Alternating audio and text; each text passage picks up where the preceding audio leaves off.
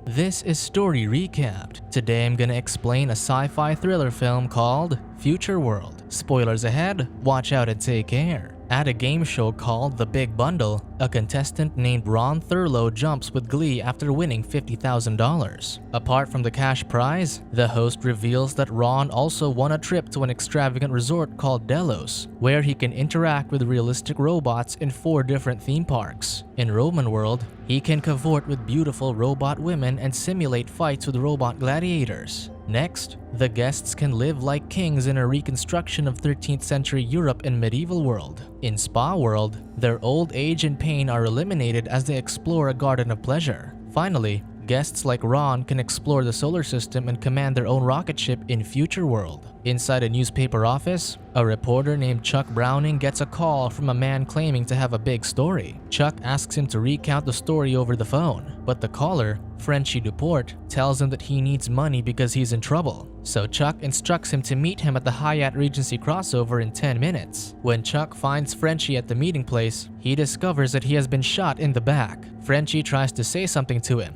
but all he can utter is the word Delos before passing away. Days later, Chuck goes to the Delos headquarters to attend a meeting discussing the resort's operations since its recent reopening. Duffy, one of the resort's administrators, points out that the resort went through a horrific ordeal 2 years ago when a robot gunslinger suddenly attacked a guest. The Western theme park called Westworld bore the brunt of bad publicity, but Duffy notes that similar malfunctions occurred throughout the resort. TV reporter Tracy Ballard asks Duffy why they didn't shut down the robot's power supply, so Duffy explains that they did, but the robots continued running on power reserves. Duffy discloses that more than 50 guests died in the incident, and 95 of their employees were either killed or wounded by the time they regained control. Duffy laments that the public response is not as good as it once was when the resort reopened, so they contacted the IMC network and gave the reporters exclusive access to their operations. Duffy contends that all the company wants from the reporters is fair treatment. Later, Tracy confronts her boss Arthur because he promised that the Delos story would be exclusive to her, but Arthur notes that Chuck has a different angle that he wants to pursue. Tracy is concerned that the company will revoke their exclusive access once they find out Chuck is on board, because he is known for mainly reporting bad news. Arthur, however, dismisses Tracy's objections and threatens to assign her to weather and fashion news if she doesn't do what she's told. On the flight to the resort, Chuck tries to interview some of the high-profile guests, but no one wants to talk to him.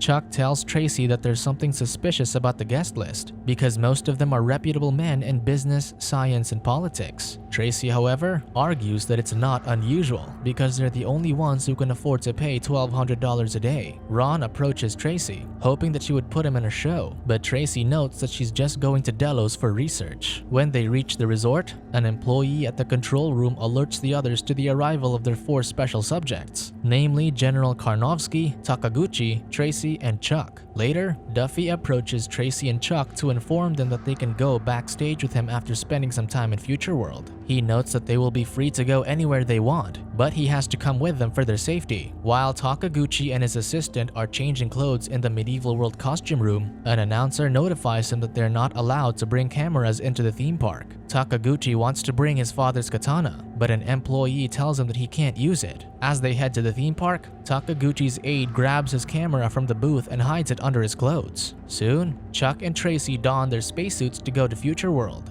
Their robot guides take them to an enormous space shuttle, where they pretend to be astronauts and simulate a spaceflight. In Spa World, Karnovsky and his wife drink water that's supposed to give them back their youth. Afterward, the technicians in the control room activate the illusion of youth sequence for the guests, making them think that they're young again. As Takaguchi wanders around in medieval world, Duffy watches them from the control room and sees his aide holding a camera. He tells the technician not to fuss about it, but Duffy instructs him to program the queen to steal the camera from them. A Saxon knight soon gets in Takaguchi's way and challenges him to a fight. After Takaguchi kills the robot knight, his aide starts taking pictures of him. Inside another control room, the technician starts scanning the bodily features of the 4 subjects. Back in Future World, Chuck and Tracy spend time playing chess in the amusement room inside the space station. After the game, Chuck approaches the bartender and asks him if his memory is intact. The bartender assures him that he has an excellent memory, so Chuck shows him a picture that he took of Frenchie when he died. Chuck asks him if he's seen the man before, but the bartender claims he hasn't, so Chuck walks away. While Tracy and Chuck are playing a boxing game with robot fighters, Duffy informs him that it's a good time to go backstage with him.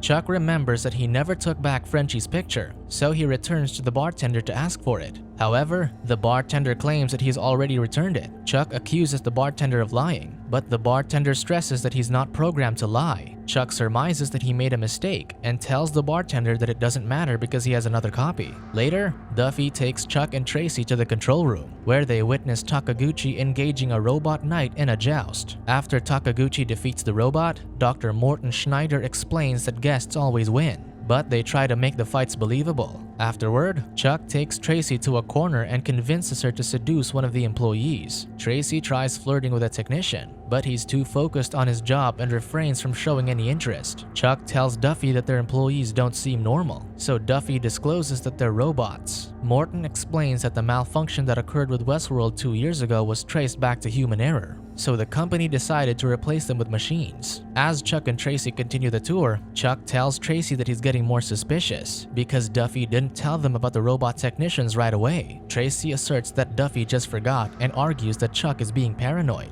Later, Duffy takes the pair to Westworld, which has been left empty due to the previous tragedy. When Duffy allows Chuck to tour the area on his own, Chuck explores the underground tunnel, but he doesn't find anything significant. As he finds his way back to the surface, a man hiding behind the pipes observes him. While the guests prepare for bedtime, Morton instructs his technicians to finish the thermal X-ray and electrochemical studies on their 4 subjects. Later, a technician announces that drugs have already been added to the subjects' food, and they've been put to sleep. The announcer instructs the employees to pick them up from their rooms and warns them that they must be returned after 5.5 hours. Soon, men in red jumpsuits grab Tracy, Chuck, and the other subjects from their rooms. They take them to separate labs to perform tests and scan their bodies. After returning them to their rooms, Tracy wakes up screaming and runs over to Chuck to tell him that she had a terrible dream of being attacked in a hospital. After Tracy calms down, she notices that Chuck is already dressed, so he explains that he is going on an unauthorized tour because he can't find anything while Duffy is following them. Chuck asks Tracy to stay in the room, but she insists on coming with him. The pair head to the tunnel systems to find a way to access restricted areas. As they explore the tunnels, a mechanic emerges from the pipes and attempts to follow them secretly. The two eventually reach the research and development area, where they come across robots being created for an upcoming theme park called Eastworld. As they look for the lights, Chuck randomly pushes the buttons on a console and inadvertently activates a machine that generates 3 samurai robots. As soon as the robots get out of the machine, they start chasing the pair. One of the robots catches up to them and tries to slash them with a sword,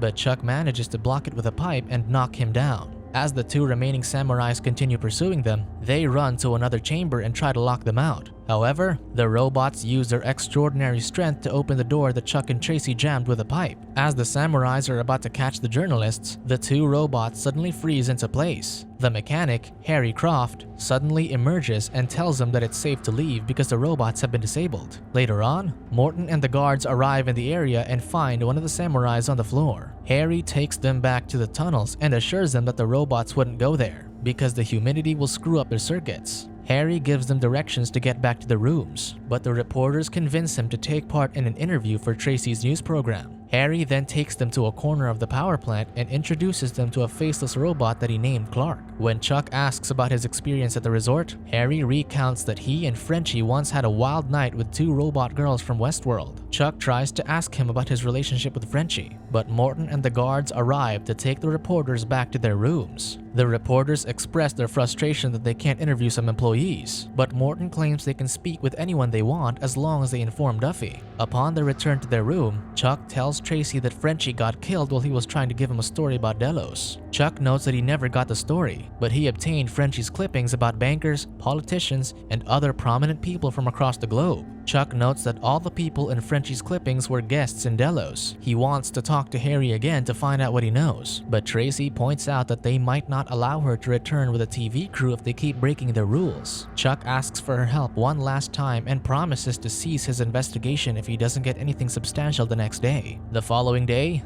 Duffy takes the reporters to the inner space chamber, where they're testing a new machine that takes a video recording of people's dreams. Tracy tries the machine and dreams that she's inside a large house. As she explores the place, she sees the gunslinger by the stairs. As she runs away from him, she gets captured by people in red jumpsuits. The gunslinger soon barges into the room where they keep her captive and shoots her captors one by one. Later, the gunslinger takes her to bed and makes love to her. When Tracy wakes up, Chuck leaves her behind and heads back to the tunnel to look for Harry. As soon as Chuck finds him, he shows him the picture of Frenchie's corpse and tells him that he was killed. Harry reveals that Frenchie was a workman like him, but he quit after a confrontation with Morton. Chuck asks Harry if he knows about the story that Frenchie was about to divulge. Harry is reluctant to tell him, so Chuck warns him that his bosses would treat him the same way they treated Frenchie. Harry agrees to help Chuck and takes him to an area off limits to human mechanics. When some robot workers arrive, the men jot down the access code they used to get in. The pair tries the code as soon as the robots are gone, but the gate won't open. When they return to the tunnels, Harry realizes that the security system must be identifying the robots with their eyes. Meanwhile, Tracy asks Morton and Duffy if she can interview Harry in her news program. Morton reveals they wanted to fire Harry long ago because his skills are no longer needed, but Duffy points out that they still need him to work in the wet areas. Later,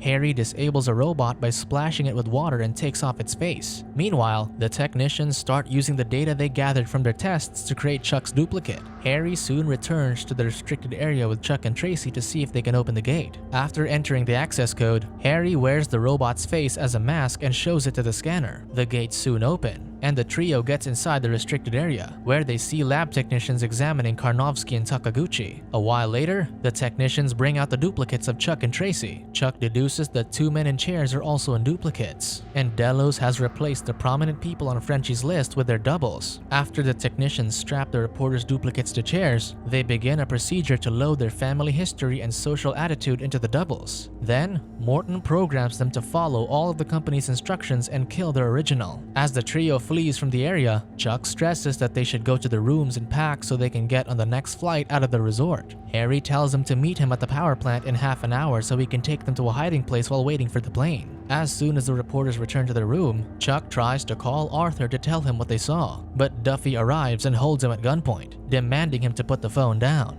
Duffy looks for Tracy in her room, but he doesn't see her because she's hiding behind the door. When Chuck asks why they bothered to create their doubles, Duffy reveals that their duplicates will write favorable articles about Delos to attract every prominent world leader. Duffy stresses that the duplicates are not robots, but living beings created from genetic information they gathered from the originals. Soon, Tracy comes out of the room and drops her luggage on Duffy. Chuck immediately lunges at him, causing him to drop his gun. As Chuck struggles to subdue Duffy, Tracy grabs his gun and waits until she gets a clear shot. She eventually shoots Duffy twice when he walks toward her. After Duffy drops to the ground, Chuck cuts off his face and discovers that he's a robot. Chuck takes Tracy to Westworld and tells her to wait by the barn until he returns with Harry. Soon, Harry meets Chuck at the power plant, but he doesn't realize that he's a duplicate. Chuck eventually arrives at the plant only to witness his clone killing Harry. The clone soon spots him, so Chuck immediately flees from the area. At Westworld, Tracy encounters her clone, so she attempts to run. However, the clone notes it's no use because she already knows everything she plans to do since they have the same mind. The two women end up shooting at each other, but only one of them gets hit. Chuck engages his clone in a shootout at the tunnels, but the clone reminds him that they're both lousy shots. Chuck electrifies a platform and tries to lure his clone into it, but the clone discovers the trap. When Chuck runs out of ammo, he flees into Future World and climbs the scaffolding beside the space shuttle. The duplicate soon catches up to him, but he runs out of ammo as well, allowing Chuck to swing to the scaffolding on the other side. The two men eventually meet on the platform above the scaffolding and wrestle until one of them falls dead to the ground. When Tracy arrives at the power plant, Chuck suddenly grabs her and kisses her. On their way to the plane, they come across Morton, so they tell him that they had a wonderful time and they will write positive articles about the resort. As the two reporters reach the exit, Tracy's wounded clone arrives and tells Morton that the original survived. Chuck gives Morton the finger before boarding the cart that'll take them to their plane. On the jet bridge, Chuck informs Tracy that he managed to contact Arthur and tell him the whole story. He asserts that it'll be old news by the time they get home. Tracy notes that kissing her was not a very scientific way of finding out if she's the original, but Chuck contends that there are things that cannot be faked.